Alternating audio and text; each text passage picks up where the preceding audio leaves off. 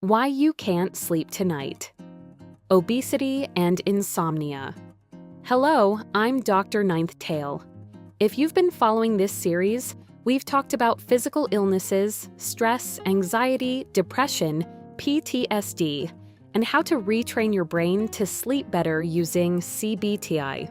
Today, we're going to talk about another very common, but often overlooked, cause of poor sleep: obesity. When people think about obesity, they often think about appearance. But obesity is much more complex. Excess weight affects nearly every organ system in the body, including the systems that control healthy sleep. Even if you don't have sleep apnea, obesity can make it harder to fall asleep, stay asleep, and wake up feeling truly rested. As an obesity medicine physician, obesity is a topic I'm very passionate about. Every day, I see how excess weight affects people's health in ways they never expected. Today, we'll talk about some of the most common obesity-related conditions that can disrupt sleep and leave people feeling exhausted. Obstructive sleep apnea. This is by far the most common and important sleep disorder.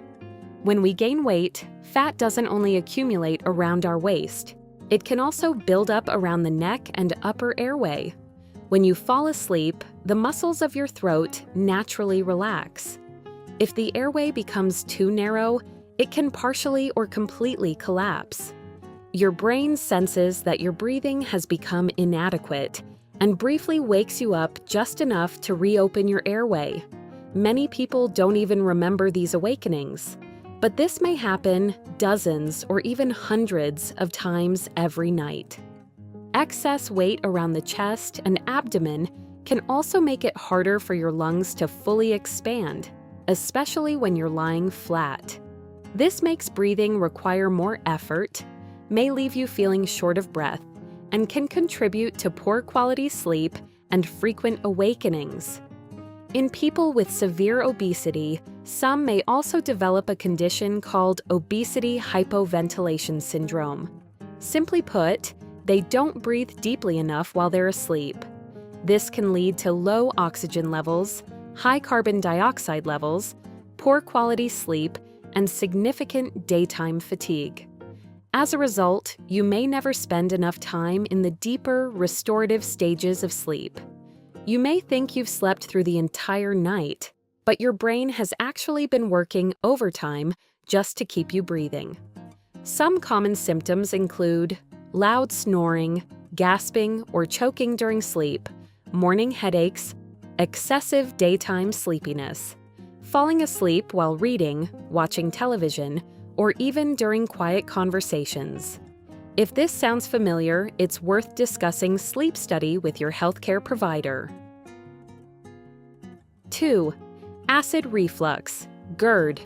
Another common reason people with obesity struggle to sleep is acid reflux. When lying flat, stomach acid can travel back into the esophagus more easily. This can cause heartburn, chest discomfort, a sour or metallic taste in your mouth, chronic coughing, frequent awakenings. Sometimes people don't even realize reflux is waking them up. They simply wake up repeatedly during the night without understanding why. Simple changes such as avoiding large meals before bedtime, not eating within 2 to 3 hours of lying down, and elevating the head of the bed may help. 3. The cycle between weight and sleep. Here's something fascinating. Poor sleep doesn't just result from obesity. Poor sleep can also contribute to weight gain. When you're sleep-deprived, your body changes the hormones that regulate hunger. You tend to crave foods that are high in sugar and calories. You're also more tired, making it harder to stay physically active. So it becomes a vicious cycle. Poor sleep contributes to weight gain. Weight gain worsens sleep, and the cycle continues. The good news is that improving either one often helps improve the other. In summary, obesity and insomnia are both complex conditions, and they're more closely connected than many people realize. Sometimes treating sleep apnea, managing acid reflux, reducing pain, or gradually losing weight can dramatically improve sleep quality. Remember, improving your sleep isn't just about feeling more rested tomorrow. Better sleep can also make it easier to improve your overall health.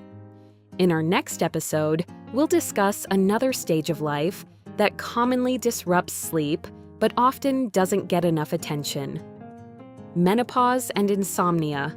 Thank you for watching. I'm Dr. Ninth Tail.